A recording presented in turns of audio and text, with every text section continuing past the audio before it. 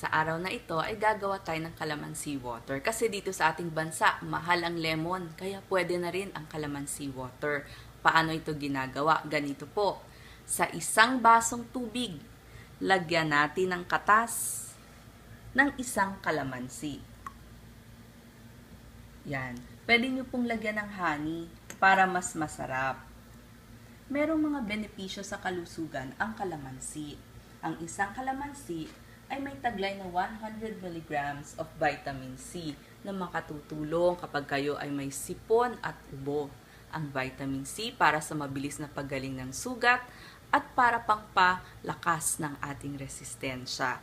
Meron din itong limonene. Meron itong antibiotic effect na proteksyon laban sa bakterya at meron ding antiviral property ang kalamansi. Ang pulp ng kalamansi may pectin na maaaring magpababa ng kolesterol. Kung kayo naman po ay nagtitibi, uminom lang ng isang basong kalamansi water sa umaga. At kung kayo nagpapapayat, uminom muna ng kalamansi water bago kumain para busog na kayo. At huwag pong itatapon ang balat ng kalamansi.